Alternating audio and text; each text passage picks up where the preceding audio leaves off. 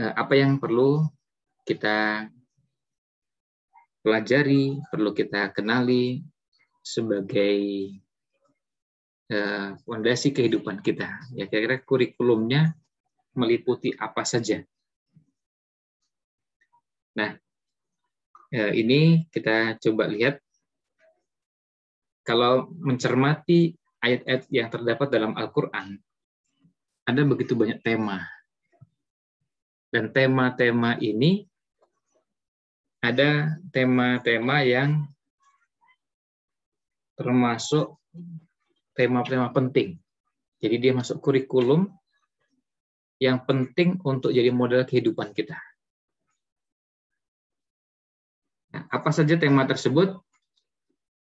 Secara garis besar, tema-tema terutama yang terdapat dalam Al-Quran di surat-surat Makkiyah, itu kita bisa lihat tema-temanya biasanya meliputi beberapa hal. Antara lain, yang pertama tema tentang Al-Quran. Baik bicara tentang bahwa Al-Quran ini adalah wahyu yang diturunkan kepada Nabi Muhammad SAW. Bahkan kita temukan di banyak tempat dalam Al-Quran setelah huruf muqatta'ah, huruf-huruf yang terpotong, huruf-huruf yang terputus-putus. Misalnya huruf Nun, Qaf, Toha, Yasin, atau Alif Lam Mim, Alif Lam Ra. Kemudian yang kalau agak panjang, yang panjang hurufnya, tapi masuk huruf muqatta'ah, yaitu Kaf, Ha, Ya, Ain, Shad, yang terdapat di surat Maryam. Nah, biasanya setelah huruf-huruf seperti itu, ada pembahasan tentang Al-Quran. Alif Lam Mim, surat Al-Baqarah, dilanjutkan dengan apa? Dzalikal kitab. Yaitu Alkitab di situ adalah Al-Quran. La raiba fi. Tidak ada keraguan di dalamnya. Nah, itu tema Al-Quran. Nanti juga sama, nanti silakan bisa cari di Toha. Kemudian ma anzalna 'alaikal Qur'ana, Quran. Di penyebutan Quran, Alkitab, atau apapun yang semakna dengan itu, kita temukan banyak contohnya dalam Al-Quran. Kemudian yang kedua, tema tentang kerasulan.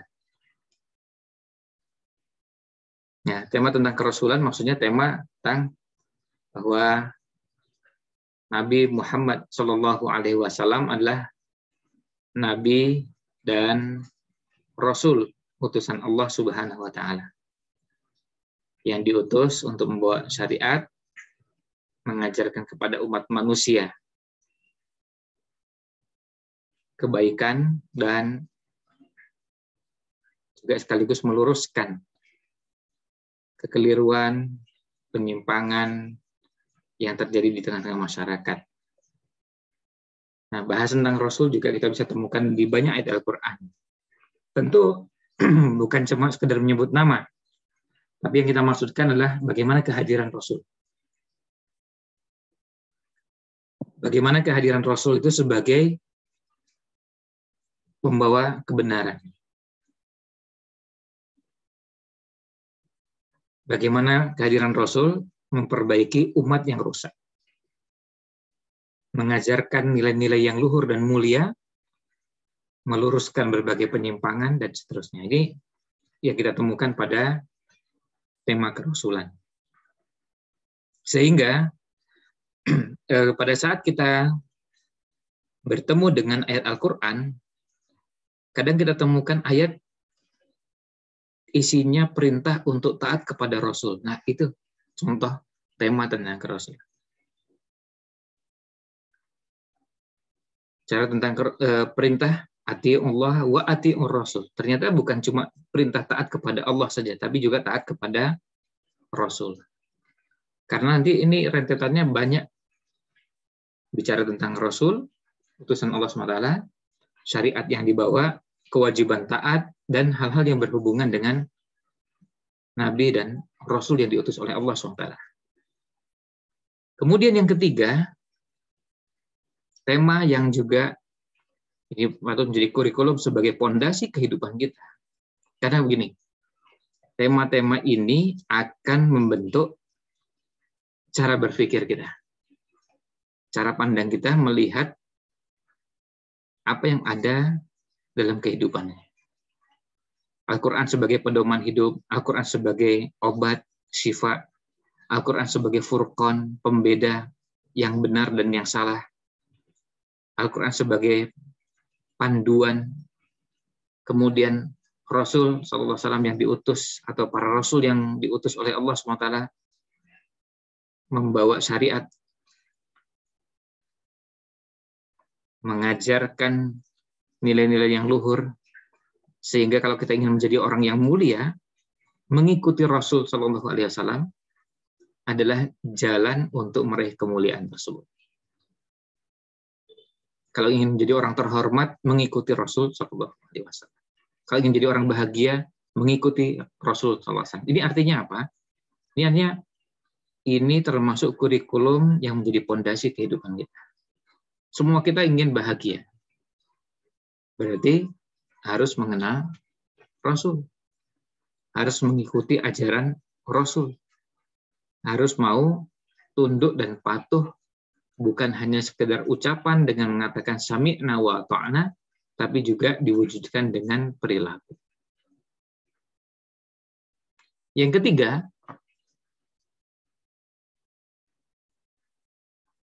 kurikulum yang menjadi pondasi kehidupan adalah kematian dan kebangkitan. Kematian dan kebangkitan artinya bicara tentang bahwa kehidupan ini tidak ada yang sifatnya abadi di dunia ini. Semua orang di dunia ini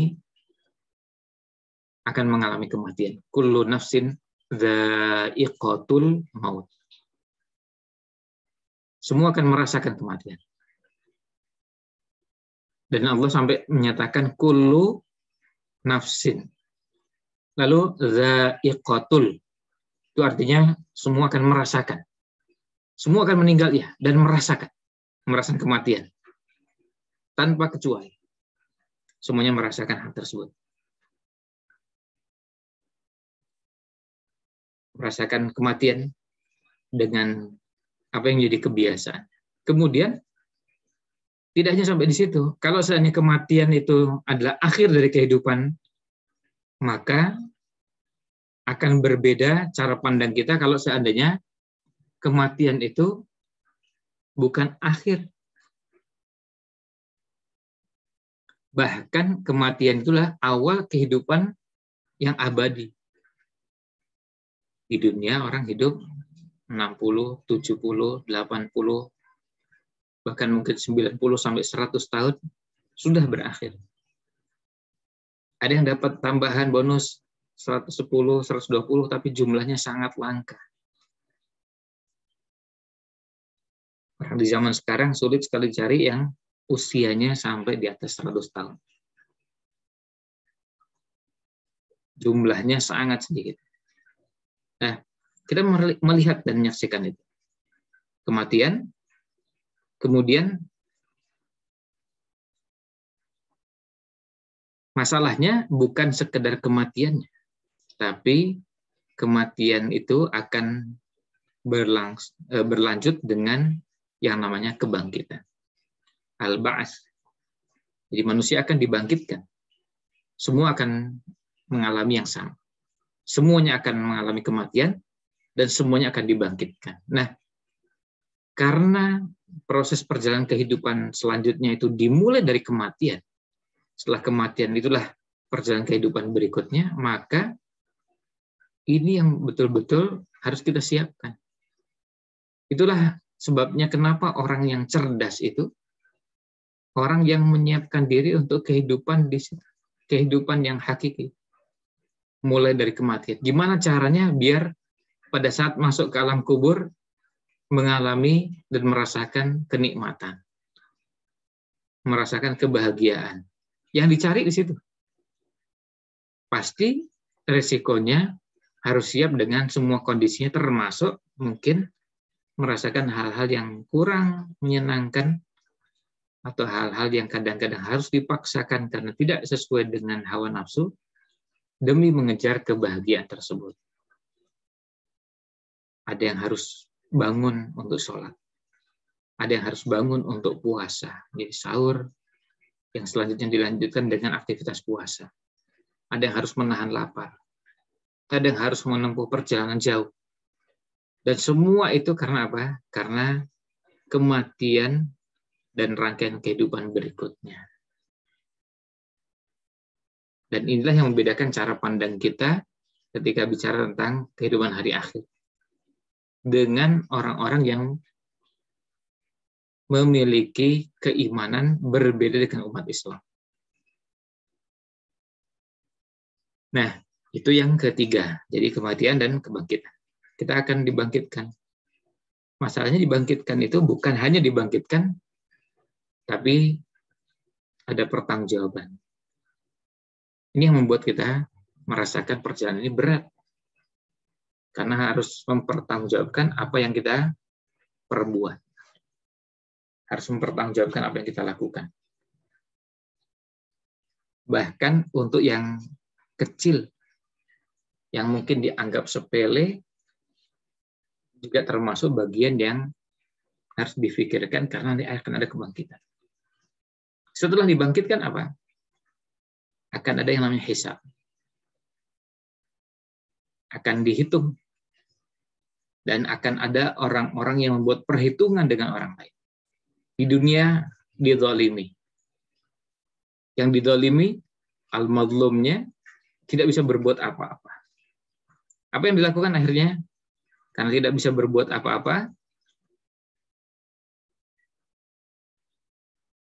dia cuma mengadu kepada Allah Subhanahu wa taala, Zat yang Maha Adil.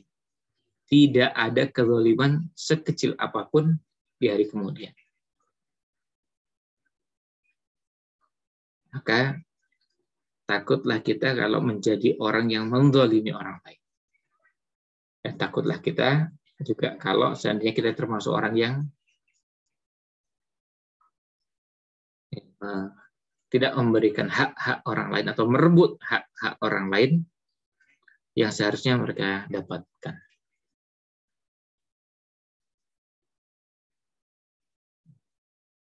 Ya, sebetulnya tadi akan berbahagia orang yang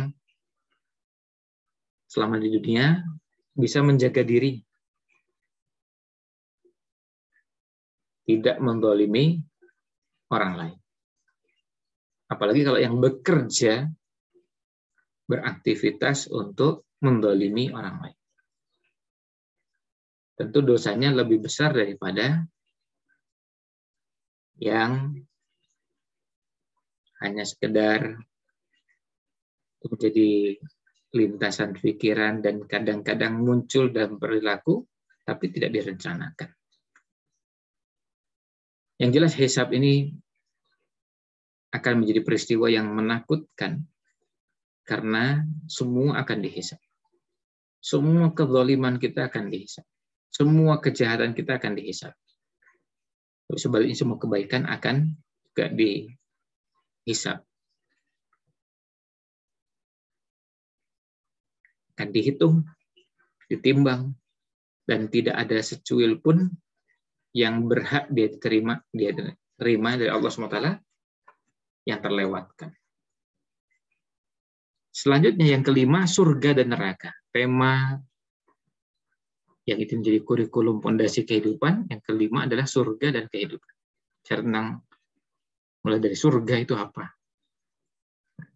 Dan ciri-ciri bentuk-bentuk yang terdapat dalam Quran dan Sunnah, maka kita perlu pelajari.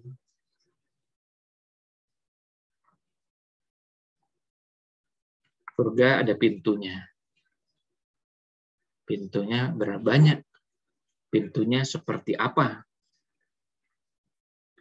Kemudian apa kenikmatan-kenikmatan surga? Sama juga dengan apa azab atau hal-hal yang menakutkan dari neraka. Dan kalau itu hadir dalam kehidupan kita karena ditanamkan, itu akan mempengaruhi cara berpikir, cara pandang, tutur kata, sikap, perilaku yang akan kita lakukan. Karena apa? Ada pertanggungjawaban. Dan akan ada surga, juga ada neraka. Kita bisa berbuat kejahatan apapun yang kita inginkan di dunia ini, tapi kalau ingat dengan kebangkitan dan hisab, apalagi nanti ada ancaman atas kezaliman yang berujung pada neraka, membuat kita berpikir. Sebab ini berat.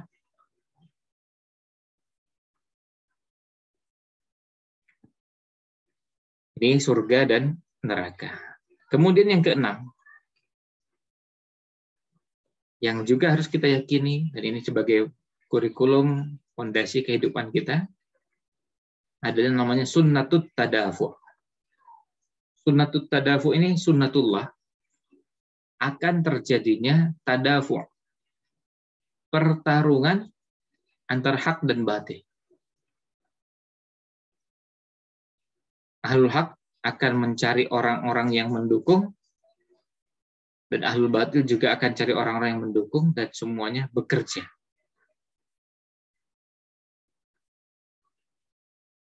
Kalau ahlul batil bekerja untuk kebatilannya, ahlul hak juga bekerja untuk menegakkan al-haq dan menghilangkan kebatilan.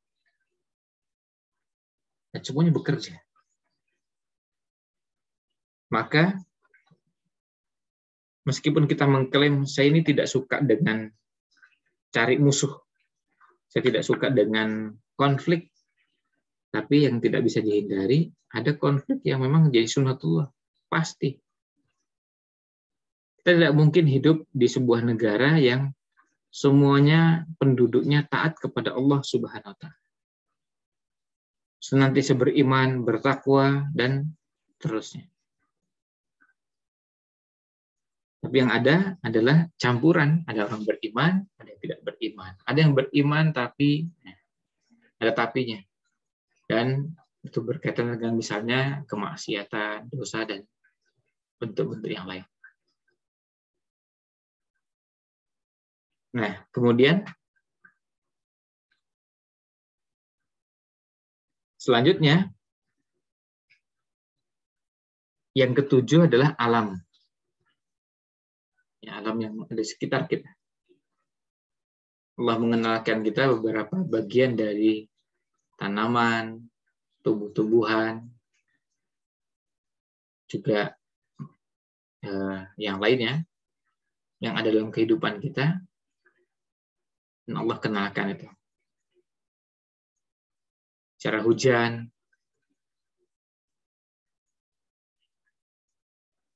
air, kemudian ada hewan, tumbuh-tumbuhan, yang itu semua bagian dari kurikulum fondasi kehidupan. Yang keenam. Lalu, maaf, yang ketujuh. Itu alam sekitar. Selanjutnya, yang kedelapan, kisah umat terdahulu. Jadi, kalau kita lihat dalam Al-Quran, kisah umat terdahulu itu dapat porsi yang luar biasa. Kita bisa temukan dalam Al-Quran, kisah itu isinya banyak. Ada sebagian ulama mengatakan, Al-Quran itu sepertiganya berisi kisah. Sepertiganya. Ada yang mengatakan seperempatnya. Kalaupun seperlima, itu banyak. Kalaupun seperlima itu banyak. Artinya kisah itu diwariskan.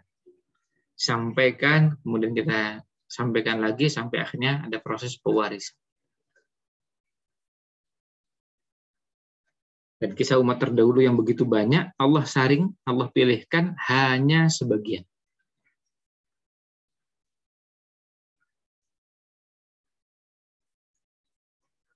Berarti kisah-kisah yang Allah ceritakan dalam Al-Quran ini adalah kisah-kisah pilihan. Ya. Misalnya kisah Fir'aun. Kemudian orang-orang di sekelilingnya, dan bagaimana upaya menghadapi segala bentuk kezaliman yang dilakukan oleh Fir'aun.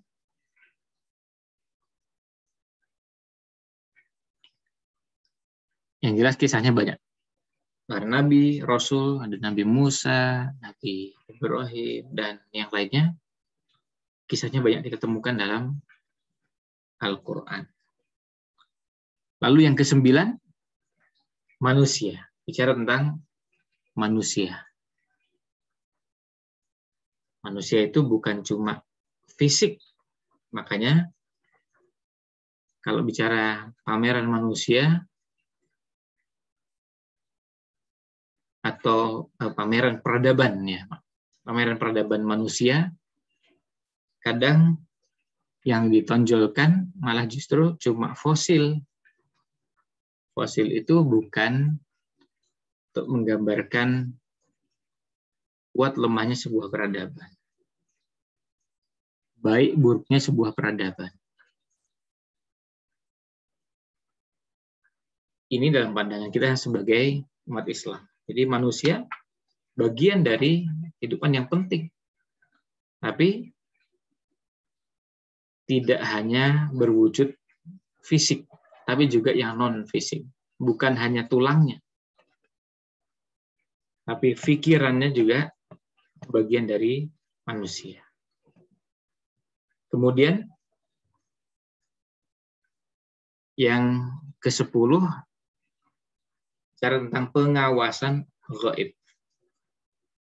Al-Quran mengenalkan kepada kita bagaimana kita senantiasa diawasi oleh Allah Subhanahu wa Ta'ala.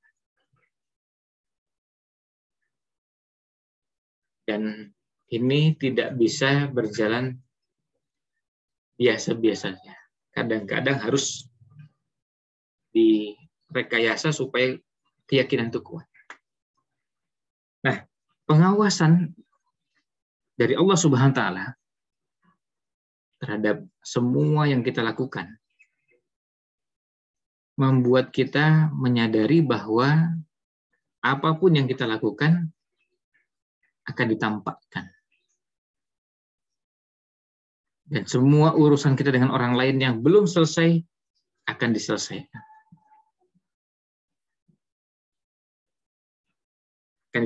Nah, itu contoh bagaimana Al-Quran mengenalkan kepada kita.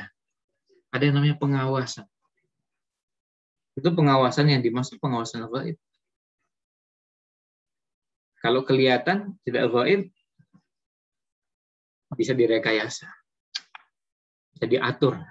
Kalau seandainya yang diawasi manusia, yang mengawasi manusia. Kita bisa lihat,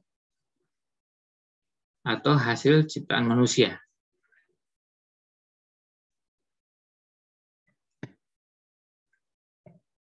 Ke-10 poin ini, kalau kita buka Al-Quran, terutama pada surat-surat Makkiyah, biasanya kita temukan hal-hal seperti ini. Nah, pentingnya apa yang dibahas atau dipahami, karena ini nanti berkaitan dengan bagaimana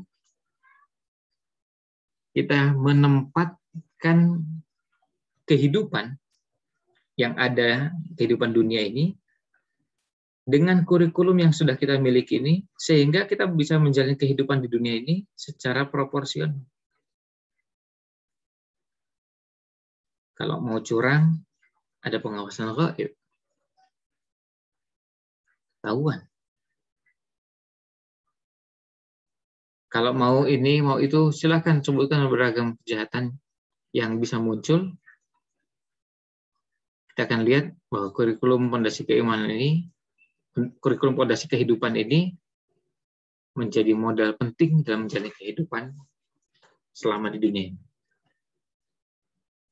Dan tentunya kita berharap mudah-mudahan ini bisa menjadi salah satu cara agar kita lebih siap menghadapi kehidupan di alam berikutnya. Nah, ini sementara untuk materi yang berkaitan dengan belum pondasi kehidupan.